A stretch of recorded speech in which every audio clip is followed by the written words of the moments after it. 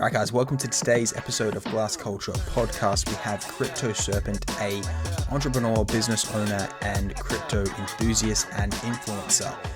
This is a pretty crypto-heavy episode, so definitely get stuck around. It has a bit of new information, a bit of old information, but yeah, it's going to be a really, really good one.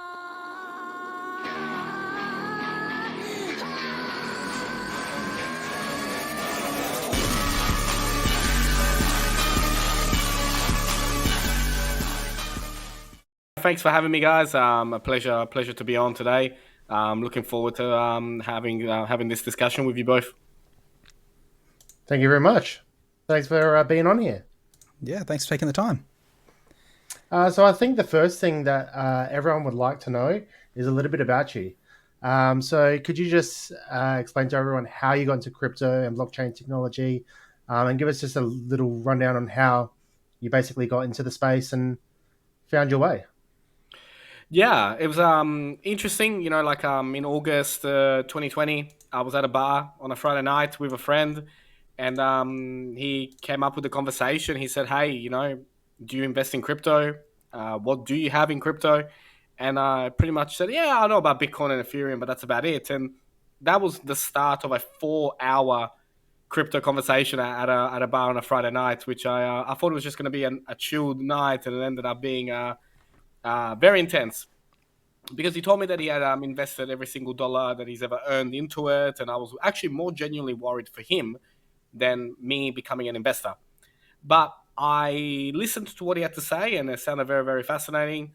I didn't know what I was doing, but I went home that night and I opened up a CoinSpot account, and I invested my first bit of money in crypto, mainly because I knew that if I didn't do it that night, it was not going to happen. Like, I was going to wait and lag another couple of months. So I think it's really important to take action, even when you don't know anything, and then figure it out as you go. From there, I was just simply investing like everybody does, like, just quietly telling a few people what I'm doing, but nothing professional or anything like that. We used a particular videographer in my agency, and he actually came up to me and said, "Hey, you need to start a TikTok and YouTube account to talk about this stuff, because you blow up." And in Italian, when somebody's very cheeky, very clever, very cluey, and goes against the grain, they call him a serpent. They call him a serpente. And so he did everything for me. He came up with the concept. He came up with the name. All I had to do was just get in front of the camera and start recording videos. And my first video on TikTok gained about 300 followers that day. And then from there, it's grown to what it is today, which is pretty crazy. Yeah, big number, that's for sure. Yeah. So tell us a little bit about your business that you have. So what was that? You have a marketing team or marketing site? Yeah, so nowadays, there's the Crypto Serpent, there's the marketing agency, there are a couple of other different entities which will be coming out soon as well. But when I started in crypto, I had a traditional marketing agency looking after small to medium and medium to corporate businesses for their digital marketing needs. So digital strategy, social media, that kind of work. When I got into crypto, around after Crypto Serpent has started to gain momentum, I went to my business partner and I said, "Hey, I want to move our marketing agency to just blockchain, to just Web3." He didn't agree. So I actually sold my shares in that marketing agency and opened up a new agency. So for the last 2 years, I've been running Bank Media. And Bank Media basically is an in-house company. We have, between all the different entities that my business partner and I have together, there's about almost 100 staff in Adelaide. So all under the one office. And so we look after Web3 projects end to end. So you can come to us with a piece of paper saying, "I've got this idea," and we can go from branding to creating the Web3 product to then marketing the product, all within the same house. Wow. So I guess if anyone's listening and is interested to get into it, they can just reach out and click the link below, and you can obviously give them some help along the way in finding their journey.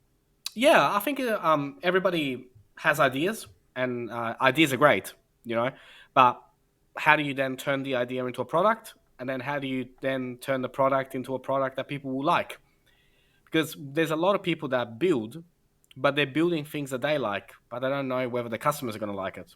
So we work with them throughout that whole journey. So you can come to us with an idea. You might want to create your own decentralized podcast platform. But then we do a market analysis and actually realize, well, is anybody going to get onto her? Who are your main competitors? And if we are going to do it, then how are we going to beat them? Yeah, I like it. I like Makes it. sense. Sounds good. I guess the listeners would actually like to know what were the first few coins that you invested in early on. I think that's something that's very interesting. Yeah, so that night with my friend, when he started to talk to me about crypto, he only spoke about XRP. So naturally, I went home and that was the first one that I bought. I took then a couple of weeks to buy the next one, and I bought Polkadot. And back then, Polkadot was at $5 and it rallied all the way to $51. So I was very happy. VeChain was next. So they were the three initial coins that I got into. And then a little bit later on, this is now March 2021, just as the channel had started, brand new, only a couple thousand followers. I told those couple thousand followers about Phantom, and Phantom ended up going from 16 cents to just over $3. Wow. So it made a lot of people happy. It definitely would have. Yeah. Can you tell us what one of the earlier coins that you had that failed? Your kind of first negative experience where you had a massive drop. Did you feel deterred or did you power through? How did you get over that mental hurdle? Yeah, so I bought XRP August or first week of September 2020, and a couple of months later, the SEC filed a lawsuit against them, and so the coin plummeted from what it was back then. I think it's sitting at $1.60, $1.80. It went down all the way to 17 cents. So that, 2 days before Christmas is not really the most ideal Christmas dinner table conversations you want to have with your family. That, you invested in something and it's now in a court case, $1 billion court case, and it's plummeted to 17 cents. But I think what's really important is to back your research and not the noise that is being created, including noise from me. Like you guys may have your opinion on a particular crypto, and then you may come on my channel and I might be talking bad about it. But people need to understand that that's just one person's opinion. Like, it doesn't matter how many followers I have or how many followers you guys have or anybody has. At the end of the day, there might be a financial incentive why I'm saying what I'm saying, or I may have just woken up on the wrong side of the bed and not done enough research to even have a valid reason why I'm saying what I'm saying. And so it's really, really important to back your own research, because at the end of the day, people can say what they want. But for me, if you guys come on the show today and talk bad about one of the projects that I hold, I'm still going to sleep like a baby tonight. It does not impact me. But for a retail investor, I find that friends' opinion, family opinion, and then opinion from strangers on social media really clouds their judgment. And that, to me, means that you haven't done enough research. So if you've done enough research on a project, my opinion shouldn't matter. Yeah, I think that's really good information right there. The way that you basically explain that. Definitely, I find particularly Dan here. He comes to me a lot of the time, and will come up and he'll be going on about the latest meme coin, and I'll be like, "No, dude, like, just no." But there's people that do make money with it. So, I mean, you've got to do your research thoroughly, and I think that's the advice that you're giving everyone is to make sure that they do their own research, look into a project, and then obviously back yourself, back your conviction. Don't try and make quick dollars overnight. I know there's all these meme coins that are going around at the moment, but that's generally a quick way to lose your money? Smart people will always make money. And so I have people in my comments when I talk bad about meme coins that say I made X amount of money, which I reply, that's great. I'm never gonna not say that's fantastic if you've made money, but I know that out of that person that made money, a lot of people didn't make money, and so that's what frustrates me about meme coins is the majority of people, by the time they hear about that particular meme coin, it's already too late, and that bothers me. Yeah, for sure.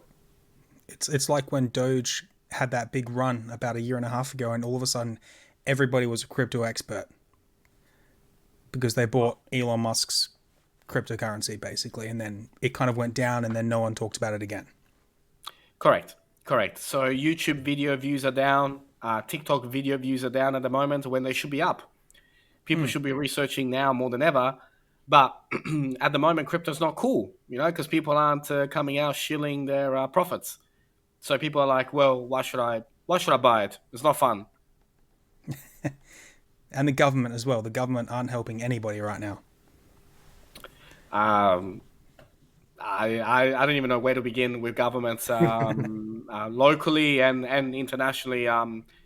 Both the US and Australia should really look at the rest of the world and what they're up to. Japan, Dubai, Europe, everyone but here. Like, Yeah. there's a big push in Asia for mass adoption. And here, everything is pretty much a security here. So, talking about here in Australia, what's the crypto scene like here in Australia versus other places? Um, we actually have a very, very good community. The developers and the the people that are in it for the long term, we actually really look after each other and attend each other's events and really support one another. And I think that's really really important because Australia is an island, in the middle of nowhere, and the population is not the biggest, and so we do need to look after one another. So the community is really good. It is a little bit of a circus at the moment. Kind of everybody just gravitates to the same events, so you end up seeing the same people about 1,000 times a year. Hey, there's nothing wrong with that. Nothing wrong with that, especially if you enjoy the company. But we have some extremely talented people in this country. From NFT artists that have worked with Hollywood stars all the way to, even in Adelaide. Adelaide had the founder of Steppen. Steppen was a revolution in the walk to earn and move to earn. So we've got some really really big talent in Australia, and it's only going to get better. Yeah, for sure. As a crypto influencer in Australia, what advice would you give to people that are aspiring to do some kind of influencing themselves and pushing themselves on like a TikTok, a YouTube, Instagram, etc.? Like, what would be your advice that you could give them that they could get up and running to do with the crypto scene? I think don't underestimate how much you know compared to everybody else. Don't think that your voice or your opinion is not relevant. It can be absolutely relevant. Don't be scared of the haters or people commenting. Initially, it does grind your gears a little bit. I am Italian, so the Italian blood kicks in. But I think what's really important is to obviously believe in what you're about to say. That's really really important to be authentic. But just don't worry about what people are going to say. Like that's probably the biggest one that people get cut up about. They get upset. Oh my God, he said this to me. He said that. I literally had somebody the other day say to me that what the hell is this, and I should be it should be illegal to have this on my face. So when I used to have short hair, they used to complain about me having short hair. Now that I've grown my hair out and waited 3 months for this, now they complain about this hairstyle. So people are always going to have something to complain about, but just don't worry about it. You do you. As long as you can sleep at night with the content that you created, that's all that matters. I think that's lovely. I think that's good. Okay, so are you ever worried about any like legal repercussions of being a crypto influencer in Australia and potentially being targeted by the authorities for giving financial advice? Um, Scapegoated, I guess, really. I actually don't want to answer this one. Cool. Cool. No, the reason being, guys, is that it is a very okay. So I'll give you the why I don't want to answer it. It is a fine line, and it takes people 2 seconds to just send an email to the government and say, "Hey, check out this influencer. Put this guy on your radar." Um, that's why. Yeah. So it is it is concerning, Yep. how they, apparently I can't even say the word bull run. Like, Wow. You'll have to bleep that so out. if you use the, all their terms and conditions. I think even Twitter, previously, if you did the little symbol of it going up, or like a rocket, I think those Yeah, emojis were classified as giving financial advice, which was absolutely stupid. yeah, yeah. So if you see me in Dubai, you know why. What is your thoughts of the current market standards of where we are currently today? Are we in a bull market, bear market? Are we going up, down, consolidation? Where do you think roughly we're sitting in terms of everything at the moment? It's a great question. Very popular question. I get asked that a lot. We are a year away from the Bitcoin halving, and so I do believe that 2024 will be a much better year for crypto than 2023. The world itself is going through the biggest change that it will ever happen. Like the banks at the moment are in a huge crisis. The US dollar is in huge crisis. There's a lot of problems happening around the world that is contributing to the crypto prices. So bear market right now. I don't think we're done yet with the blood. I think there will be more, which I'm sorry to everybody to break your hearts, but I think we will be going down again, followed by a consolidation phase where everybody's really, really going to hate crypto because it's going to be really boring, and then we start to move up. So end of this year, I can see the market starting to take a more positive swing. Yeah, I think that's consensus of what most people think in the space, isn't it? Unless Yeah. unless Apple comes out and says that, part of their treasury they have Bitcoin, XRP settles this year, and a whole bunch of other things go right for crypto, and then it's that'll be a different story. Yeah. Do you think the XRP case will get settled this year? What's your thoughts on that? Just I briefly. think it will. I think it will end this year In a win? in a settlement. Settlement. Cool. Probably In a want to settlement. stay away from being too positive or negative on some of the answers, really, don't you? No, I think settlement. I think settlement is more realistic for the way that the case is shaping, and also from an SEC point of view. Like, why would you risk a loss? Go for a settlement, get your payday, and Just and get it Ripple done and goes on. dusted. Yeah, and Ripple goes on to do what they plan to do. So, what is Ripple doing currently at the moment as part of their adoption? Are they building? Are they just fighting the case? Is there anything that you can leak that they're kind of like releasing or doing? Or Yeah, I think if you start by looking at their quarterly reports, you can actually see that their liquidity hub and their CBDC program is actually gaining a lot of traction. And that's not Crypto Serpent saying it; that's their financial statistics at which they make live every quarter. So the company is actually growing everywhere except America. So I think that when you are looking at a crypto project and the project does show its numbers, that's really what you want to do. You want to buy into a company where the company is getting better every quarter, but the price of the token hasn't matched the value yet. A similar thing happened with Tesla. The company was getting better and better and better and better, and then eventually the price matched the company. But the company and the stock price are two different things. So Amazon did it. They rallied in the 90s, then they went down to $6 a share. But the company was getting better and better each quarter. And then eventually the price catches up.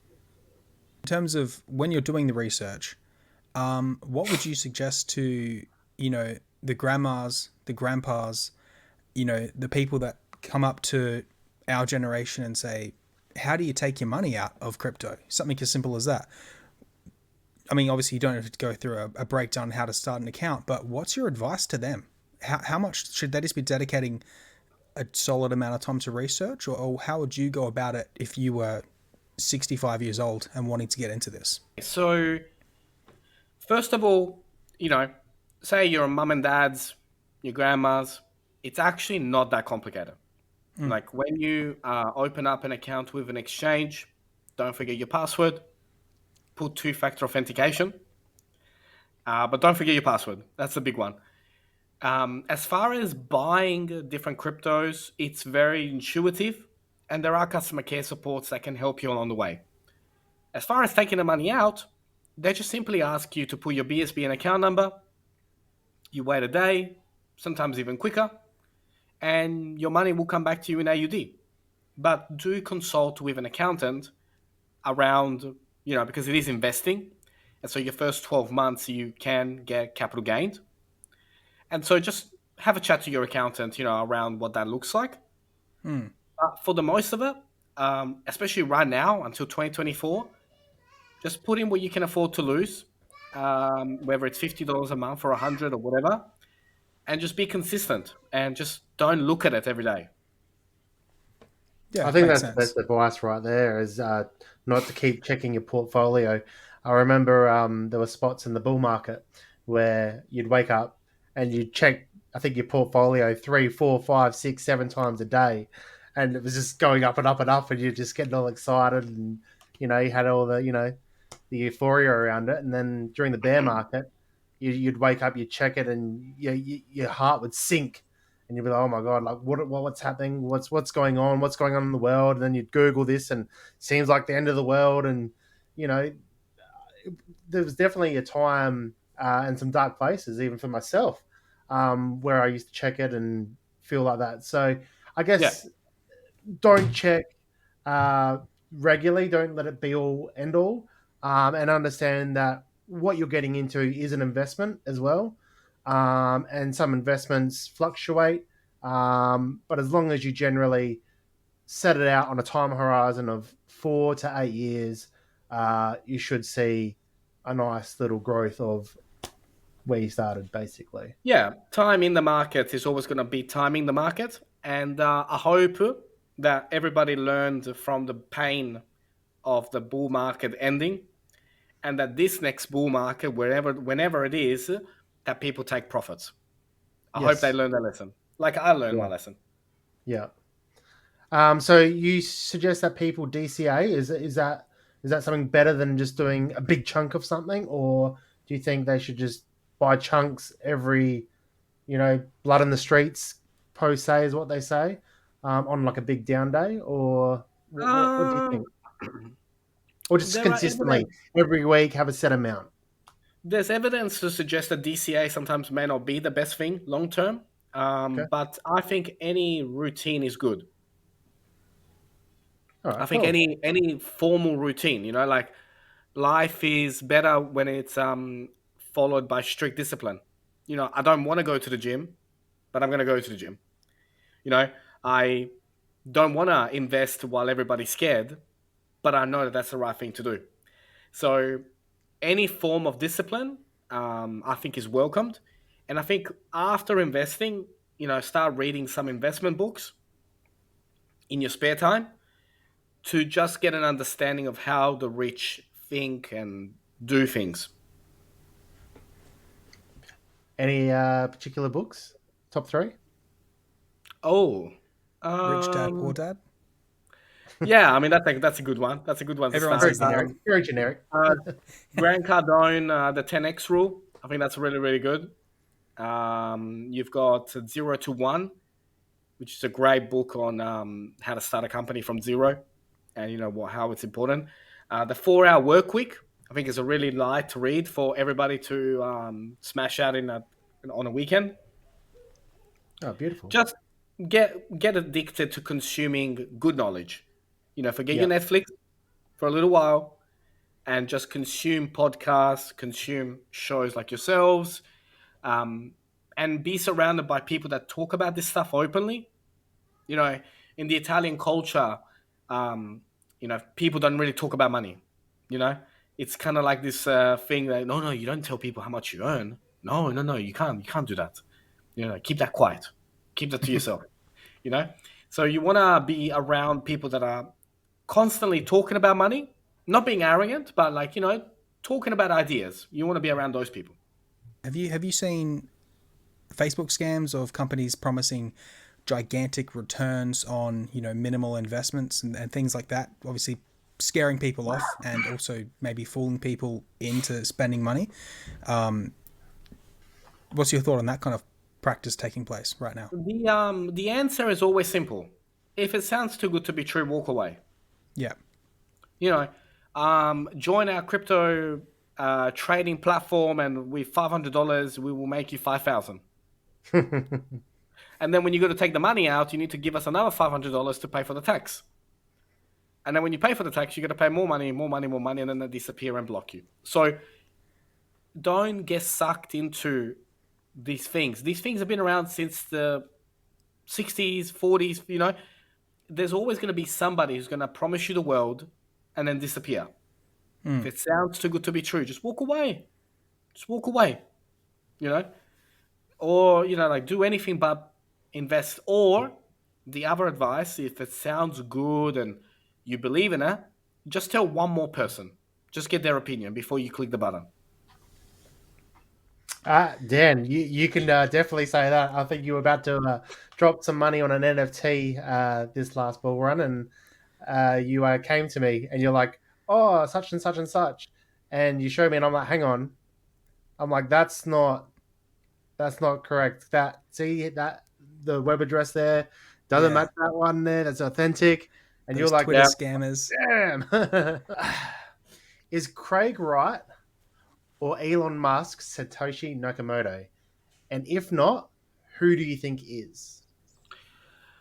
I don't think we're ever going to find out who Satoshi is.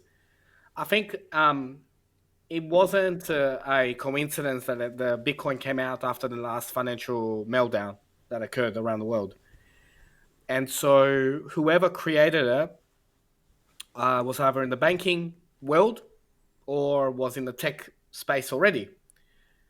So that kind of could potentially point out to somebody like Elon, but I see how Elon treats crypto and how he profits from crypto by doing some unethical things like promoting meme coins. And I don't think it's him. Who could it be? I'm not sure. Maybe you could be. I'm definitely not. You have $10,000 to throw on a crypto. How would you allocate $10,000, and what would your portfolio look like if you only had 10K to spend? I get asked this one a lot too. If you have $10,000, you need to look at what am I going to do with it? Like how quickly do I need that $10,000 back in my pocket eventually to, for whatever reason, right? So let's say, for example, I needed that $10,000 in a year's time.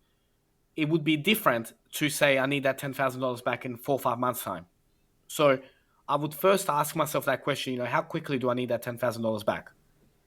And then work my strategy around that. So if I didn't need that money back for 2 years, then I would look at projects which are, outside of the top 100 to give me my best chance at, your 30, 40, 50x returns. Okay. I'd go for something like, Moonbeam or VVS Finance, which is part of the Kronos blockchain. But it's going to take time. It's going to take 2 years. I would anything could definitely happen, I have, guess. yeah, I would definitely have Quant in my portfolio. I would have Zilliga. I would have XRP in my portfolio. I wouldn't have the top two, but I would look towards top 6 and down, and really strategically pick them based on how quickly I need that $10,000 back.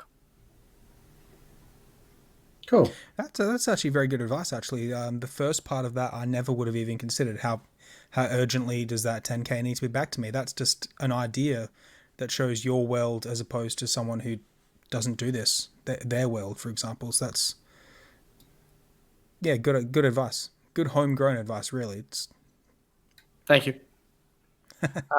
So the last question I'd like to ask, and I think this is for a lot of us, kind of like investors that have been in the market, for at least 2-3 years now.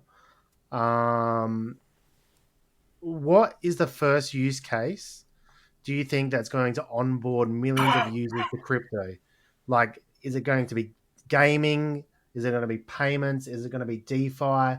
What do you think is going to onboard the majority of the other people into the crypto space? Yeah, look, it's a great question. And I think if we knew the answer exactly, we would invest in the projects that are building in that space. So I think gaming has a really, really good opportunity. I think metaverse at the moment is too far away from a tech point of view to cause mass adoption, and there are too many of them being built. Gaming has its strongest chance at mass adoption. You know, something like GTA 6. If GTA 6 comes out and says that there's a blockchain component, you're going to see a lot of people all of a sudden have a crypto wallet, which they did say that you'll be able to earn money, real money, in the game. And there are suggestions and rumors that it could be something to do with crypto. So, gaming for sure. As far as the rest is concerned, it needs to be simple. Whatever it will be so simple that people won't even know that they're using crypto. That's what causes mass adoption. Yeah, exactly. Like, we don't know that we're using the internet at the moment. Like, what it's built on. It's just we just press Google and we're on Google Yeah. Chrome. You know what I mean? Yeah, for sure. I like it. Well, there's also Kick Streaming as well. Kick Streaming's just announced, well, has been announced for a while, that Kick Streaming will actually pay users a hourly rate in crypto in order to stream on their platform. So Kick Streaming is another weird kind of thing. They're going to be paying in Ethereum and Bitcoin, which is pretty crazy. Not sure if you're aware of that, but yeah, that's interesting. You know, brand new, kind of coming out with some huge updates there.